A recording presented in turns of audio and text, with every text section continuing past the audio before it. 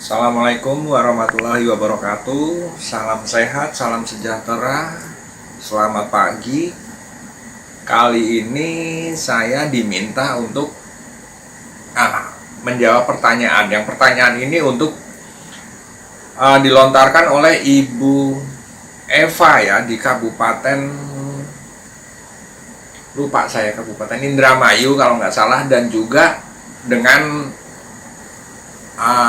teman-teman atau netizen yang lain, sekaligus nanti akan terjawab dengan jawaban saya ini pertanyaannya, karena ini jawaban nggak ada di Google, tidak ada di Google, tidak ada di YouTube, tidak ada di mana-mana. Yaitu pertanyaannya, Om atau Pak nanya ke saya, kenapa pantangan makanan itu beda-beda gitu kan. Jadi satu penyakit itu pantangannya kok dari ahli pengobatan, baik dokter, tabib, shinsei, itu kok beda-beda.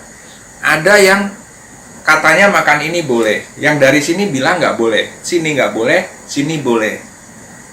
Nah, yang ini bilang nggak boleh, ini boleh. Makanan tertentu nggak apa-apa, makanan yang tertentu itu tidak boleh. Nah, itu kenapa bisa beda-beda gitu? Makanan A nggak boleh, di sini boleh, di sini nggak boleh, B di sini, B boleh. Nah, kenapa bisa seperti itu?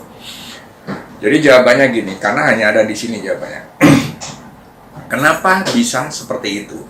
Karena obat yang diberikan itu beda-beda. Nah, misal juru sembuh A ngasih obat X, juru sembuh A ngasih obat X ya. Obat X itu bisa menanggulangi efek buruk nasi. Maksudnya karbo yang berlebihan. Obat yang dia kasih, juru sembuh baik tabib, shinsei maupun dokter, itu bisa mengatasi efek dari karbo yang dihasilkan oleh nasi yang akan jadi gula ya. Karbo itu gula. Karbo nggak dipakai jadi gula. Nah, efek itu bisa teratasi dari obat X yang diberikan oleh dokter A. Makanya boleh makan nasi, tabib atau shinsei atau dokter A. Nah, sedangkan di dokter atau tabib atau shinsei B nggak boleh, karena obat yang beliau berikan itu tidak bisa menanggulangi efek dari kebanyakan karbo, efek dari nasi, yaitu karbohidrat yang terlalu banyak. Nah, contohnya seperti itu. Jadi kenapa beda-beda? Ya karena obat yang diberikan beda-beda. Nah, di sini saya akan bicara tentang herbal. Kenapa saya memperbolehkan nasi di pengobatan kanker? Saya tidak cantumkan nasi di daftar makanan dan minuman yang dipantang. Daftar pantangan itu nggak ada nasi. Kenapa? Yang pertama, bukannya orang kalau mau mantang nasi boleh silahkan. Kalau mau ganti nasi merah lebih bagus, atau beras merah ya, beras merah lebih bagus. Nah, tapi yang perlu kita ingat, tubuh kita kan juga butuh energi. Untuk melawan penyakit itu butuh energi. Kalau jadi lemes, nggak makan ini, nggak makan itu, nggak makan ini, nah nanti malah timbul penyakit baru. Itu masalahnya. Jadi kalau saya biarkan nasi tidak masuk daftar pantangan, karena apa? Ya karena orang butuh energi juga gitu. Jangan sampai nggak punya energi untuk melawan penyakit tersebut, atau malah timbul penyakit baru, kan malah repot kalau timbul penyakit baru. Nah, di situ sebetulnya. Lalu mungkin ada di Facebook atau di Google dijelaskan nasi nggak boleh, ini nggak boleh, nggak. Tapi kan tidak dijelaskan di situ, di Google atau di YouTube atau di Facebook itu, dia berobatnya dengan cara apa? Kan tidak dijelaskan. Gitu. Jadi pantangannya tergantung obat yang diberikan. Di sini kita dalam konteks herbal ya, ala saya ya. Nah, tergantung dari obat herbal yang diberikan. Gitu. Nah, saran saya yang jadi pantangan apa? Yang jadi pantangan satu, jelas orang sakit dibawa ke dokter dulu. Masalah nanti berikutnya mau dibantu pakai herbal silahkan. Jadi pantangannya yang dari dokter itu dipatuhin. Yang kedua, pantangan dari tabib atau shinsei itu dipatuhin. Nah, ditambah satu lagi, pantangan yang Anda ambil resume sendiri. Maksudnya Anda ambil kesimpulan sendiri. Jadi gini, kalau Anda makan sesuatu atau minum sesuatu terus sakit, nah masukkan itu dalam pantangan. Kalau berasa sakit, kok sakit ya? Aku makan ini atau minum ini. Nah, silahkan itu masukkan ke dalam pantangan juga. Gitu. Jadi, dari dokter, dari tabib atau shinsei ditambah Anda ngambil kesimpulan sendiri. Kalau minum atau makan ini kok sakit. Nah, itu.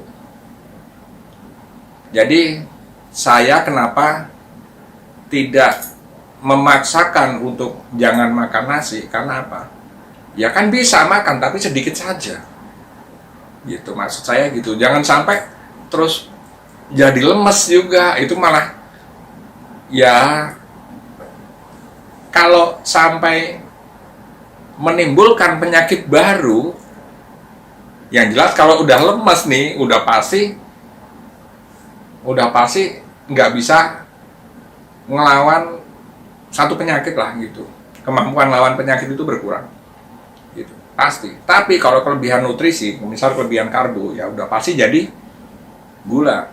Ya. Karena kalau dalam konteks kanker ya itu ya makanan kanker itu kan gula. Gitu. Jadi saran saya ya jangan sampai Anda terus ngikutin secara letterleks atau melek-melek lewat Google yang Anda baca atau Facebook yang Anda baca. Karena di situ tidak dinyatakan berobatnya pakai cara apa. Nah, lalu yang membedakan juga usia, pola pikir, pola istirahat, pola makan, beban pikiran udah ya tadi. Nah, itu. Tingkat keparahan, daya tahan tubuh, itu aja udah beda-beda. Usia sama, daya tahan tubuh beda. Karena pola istirahat beda, pola makan beda, aktivitasnya beda. Ada yang pakai otak, pakai memeras benar-benar meres pikiran, ada yang meres tenaga.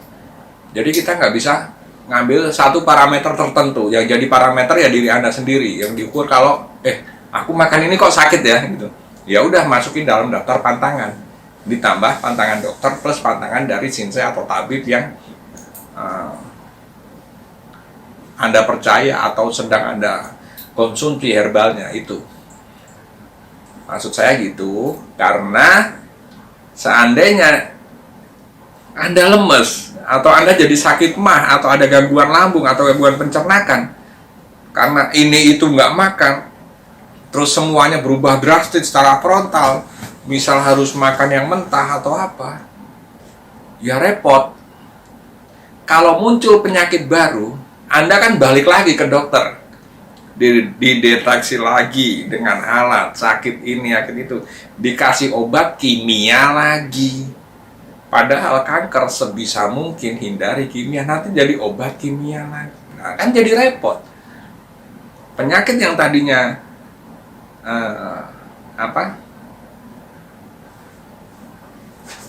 terkonsentrasi di satu penyakit itulah, jadi konsentrasi tubuh dan pikiran kita dan pengobatannya jadi bercabang gitu.